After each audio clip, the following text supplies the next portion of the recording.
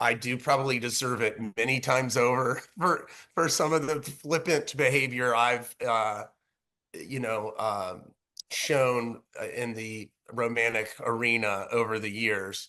But this, again, this was a little more harsh because it was just sort of a shock to the system. It came out of nowhere. So much to discuss, but first and foremost, how are you doing? It's been a very emotional couple of episodes, even for like fans to watch. So, like for you, how has it been watching it all back? Well, I watched it in they before we taped the reunion, they Right. sort of smashed it all together and gave it to us, and that was enough for me.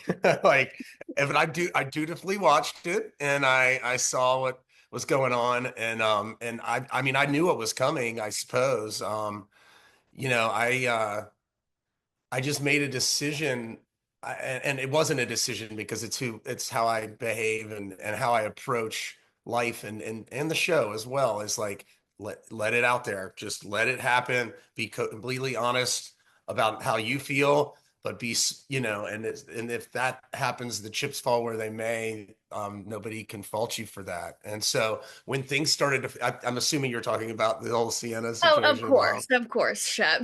Um, when things started to fall apart, I was in Charleston and I was like, wait, what's going on? Like, you want to take a step back? I was like, that's the exact opposite of how we were talking for the past months, like, let's do this, let's go here. Let's go to see Coldplay in Rome, and then we'll link up with my parents and brother and sister down in the Amalfi Coast. Like we were doing all this stuff, and then like that. No. And I had my theories, and they were all right. Um, so anyways.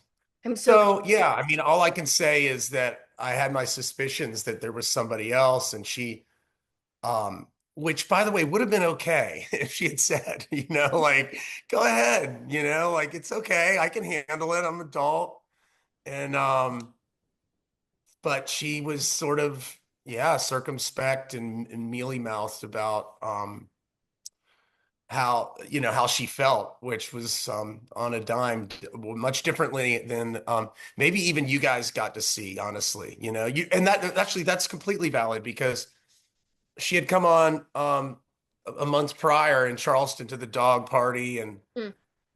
when we were decided to come to the Bahamas on our cast trip, oh my God, she was so excited. She was going to talk to the tourism board, and oh my God, we hang out with my family and all this stuff. And then, no, that's not. And then a week prior, she went to some event in overseas, and then it was like, so I was like, oh, okay, I could probably guess this, yeah. Right. Yeah, because I think we just didn't see that. Obviously, you can only show so much in the episodes, but what we saw, what was I think what everyone else was like telling you, Craig was like trying to shake Yeah. you at one point. Yeah. So looking back, do you have any regrets on how you handled the situation? No, I don't have any regrets. I was exactly how I am at all times, which is completely open. I love to lean on my friends and see. And of course, it's all heightened because the cameras and stuff. But I wouldn't have done anything differently. I can't imagine doing it differently. I am who I am. I can't change that. And I'm an open book, and I take pride in that. Maybe it's to not to my advantage sometimes, but oh well. Yeah, it sucked. And then, you hold on to this hope that like maybe it's long distance, so you think, no, maybe there's a spark that we forgot about or she forgot about. And so I was just, yeah, I was like on the ropes, like a boxer, Yeah. like still trying to keep my dukes up, but I was falling and stumbling all around. You fell hard, which as like a fan that's watched this show for the past, Yeah. since season one, it was a different side that we've ever seen. So why do you think you fell so hard? Yeah. Um, well, we just had there was like just super passionate relationship, and and part of it was that we were going to really cool places, beautiful places together for days at a time, and having so much fun. So there wasn't really uh like downtime moment where we just, like literally we never watched TV with our pajamas on or whatever people do. Yeah. Um, we never Netflixed and chilled. We were just always on the run, and it was a lot of fun. And I mean, she's extremely attractive and from a different country and has a little accent, and you're just like, it's just a lot. And I always thought I had this sort of thought that like I've never done anything conventionally, and maybe this was like the final unconventional move where like it's carve out a place for myself in the Bahamas and kind of go down that route, which would sound it still sounds a I lot of fun, know. And you frankly, still are so speaking very highly of her. So obviously yeah. you're not, looking back on your time with. No, I don't regret any of it. Again, like we saw we she came to Charleston, then she came to Hilton Head. We had a house part. I had a house party there, and then I went to the Bahamas. I met her sister and her mom, and we went out on boats and went to swim up bars, and it was lovely. And then she came to the mountains of North Carolina. She brought a friend. We, got to show her that, and then we went to like we went to Jackson Right. Hole, Palm, You went like to a all this. lot of, it was like a very fantasy kind of relationship. Like you said, it wasn't like anything normal. Yeah, it But wasn't, Shep, but do, never. do you regret the text though? Like, it was that text that you sent in the Bahamas when Yeah. Austin was like cringing so hard. I Do you probably regret should that? abbreviate. I should have abbreviated the text. I got a little verbose there. But the thing was, I couldn't sleep. Yeah. When like things aren't going so hot and you can't sleep. Like I slept, I would open my eyes at 6:30 and my brain would just start swirling. And so I had to wait for the other guys to wake up so I constructed this long text. But I said what I wanted to say, I guess. I don't really care what anyone thinks about the text or if it makes them cringe. Like that's your problem. Um, you know, um, but yeah, I'm just trying to express myself. I'm a writer at heart. I should be, I'm like a bad romance novelist. I was gonna say maybe a romance novel is like the next thing that you should be doing. Yeah, maybe that. Maybe I'll just fine tune my craft a Yeah. little bit. Maybe that. I do want your reaction though, because Taylor said, your ex said that you're getting a taste of your own medicine. What was your reaction to that? That's okay. Yeah. That's absolutely valid. And I've had life isn't, I mean, if it works out for you every single time, then I don't even envy that. You know what I mean? Like this is good for me, honestly. That's how I feel. I mean, not in the moment, but after the fact, I'm like, okay, I got humbled or um cut this down to size, and that's good for you. That causes growth. So you got to be sort of zen about it in that way. I really believe that, but I don't fault Taylor for saying that, although this isn't exactly how Taylor and I's relationship ended. Like it was way different and the circumstances were different. I don't think anybody could argue that. However, I do probably deserve it many times over for some of the flippant behavior I've you know, shown in the romantic arena over the years. Um, but this was a little more harsh because it was just sort of a shock to the system. It came out of nowhere. But that happens to everyone. And so at the same time, I'm thinking like, I'm definitely not alone. And so, as a little embarrassed I was for myself before this all came out on TV, the more people I talk to, they're like, everyone can relate to what you went through. Like, don't, and it's true. And so maybe in some small way, it's connected me to some more fans or people or outsiders. Totally. And I think that's always the best thing about reality TV is when you can relate. And yes, you're experiencing this heartbreak when you said it felt like death by paper cuts. I was like, oh my God, but I've been there. Like every single Yeah, person has been there. And it just took yeah. you a long time to get there. You never Yeah, you really had just that want to like, heartbreak. well, I mean, the long distance changes it, right? Because you just don't know. But you just think that, I don't know, you hold out hope. You're just absolutely, and so it sucked. And I knew how excited she was for this trip. And so that was another added part of me like wanting to like I don't know, like stick up for her because we were in her hometown and we were ostensibly there to see her. So I was torn. I was very torn, and it wasn't simple, that's for sure. You have clearly learned a lot about yourself over this relationship. So, what are you hoping your next relationship looks like?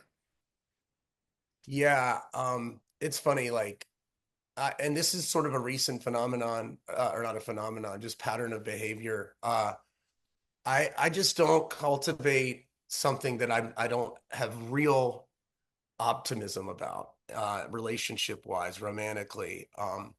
I feel like that's unfair and uncool and bad karma and all the things. And maybe in the past I maybe did do that and thought, who cares? Like I'll just make a mess and figure out how to clean it up later.